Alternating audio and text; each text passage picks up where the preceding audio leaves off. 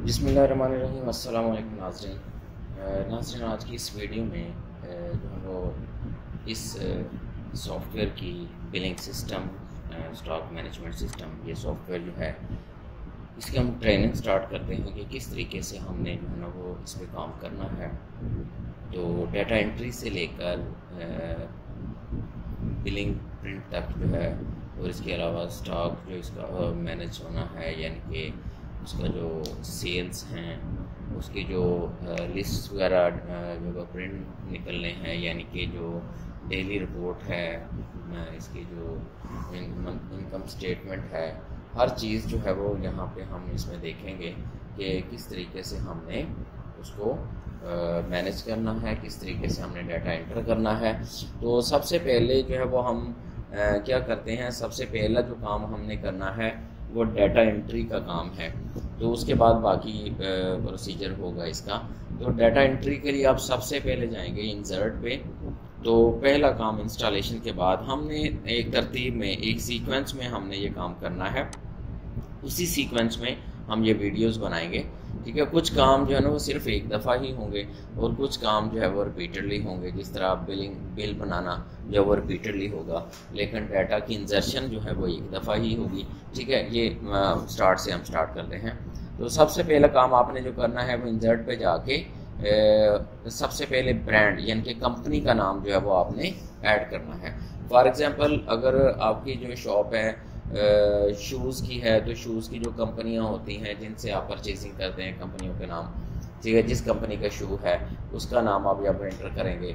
अगर कोई इलेक्ट्रॉनिक्स की कंपनी है तो इलेक्ट्रॉनिक्स की कंपनी का नाम यहाँ पे एंटर करेंगे, जिस कंपनी की वो प्रोडक्ट है। अगर वो कपड़े का है, ठीक है, या शॉप है तो कपड़े, यानी कि जिस टाइप की भी शॉप है आप उसी के मुताबिक कंपनी का नाम जो है वो एंटर करेंगे। फॉर एग्जांपल यहाँ पे मैं लिख देता हूँ गुल अहमद, ठीक है। ये समझें कि ये हमारे पास क्या है, एक कंपनी है जिसका जो है ना वो कपड़ा हमारे पास मौजूद है। ये करने के बाद आप क्या कर देंगे, उसको सबमिट कर देंगे। तो जैसे ही ये सबमिट होगा तो ये लिस्ट में अपीयर हो जाएगा, ठीक है। यहाँ पे ये जो लिस्ट है इसमें अपीयर होना शुरू हो जाएगा गुलाम, ठीक है। जिस तरह ये आपको लिस्ट बनी हुई नज़र आ रही है। अच्छा जी, इसके बाद आपने प्रोडक्ट का नेम एंटर करना है। आपने जो कंपनी का नेम ऐड कर दिया, उसके बाद आप प्रोडक्ट पे जाएंगे तो प्रोडक्ट पे क्लिक करेंगे। अब आपने यहाँ पे क्या करना है, आपने यहाँ पे इन कोड पे आपने प्रोडक्ट का जो है ना वो प्रोडक्ट कोड यानी कि प्रोडक्ट आईडी जो है वो आपने बनाना है। वो आप खुद से नहीं बनाएंगे, बल्कि आप क्या करेंगे, इन कोड पे क्लिक कर देंगे।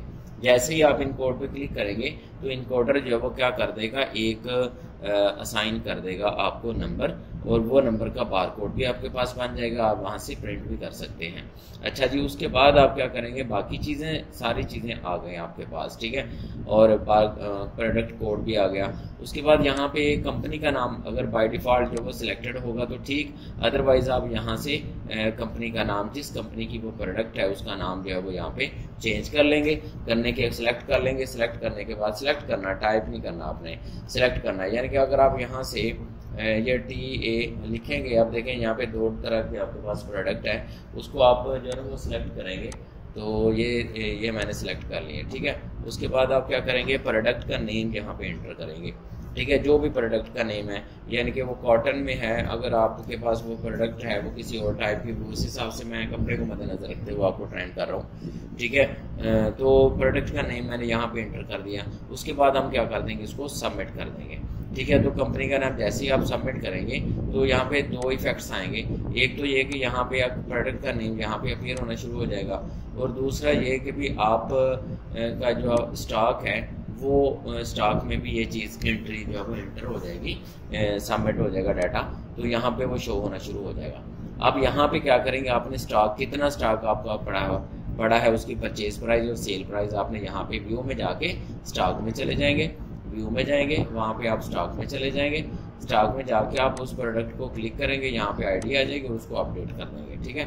तो यहाँ पे ये चीज़ें जो है ना वो बाय डिफ़ॉल्ट आ जाएंगी, ठीक है। सीरियल नंबर, प्रोडक्ट कोड और प्रोडक्ट का नेम और उसका कंपनी नेम, ये ऑलरेडी सिलेक्टेड होगा जो आपने पहले से दर्ज किया होगा। आपने यहाँ पे 3 काम करने हैं, एक उसकी परचेज प्राइस डालनी है, एक उसकी सेल प्राइस डालनी है, और तीसरी उसका कितना स्टॉक आपके पास पड़ा हुआ है, 2 आइटम है, 10 है, कपड़ा मीटरों में है या आइटम्स में है, ठीक है। फारबाज का जो है वो बौतीक होता है ना, उसमें आइटम्स होते हैं, ठीक है, तो उसमें मीटरों में कपड़ा नहीं होता, तो वो आइटम्स के हिसाब से आप उसको एंटर कर देंगे। 10 आइटम है यानी कि 10 पीस हैं, 20 पीस हैं आपके पास, उस हिसाब से वहाँ पे आपने स्टॉक लिखना है, टाइप करना है। फॉर एग्जाम्पल यहाँ पे 3 लिखा हुआ है, तो हमारे पास 5 2 पीस हमारे पास और हैं, तो हमने 5 लिख दिया, तो हमने क्या कर दिया, उसको अपडेट कर दिया, तो ये अपडेट हो जाएगा, ठीक है, तो स्टॉक अपडेट होगा।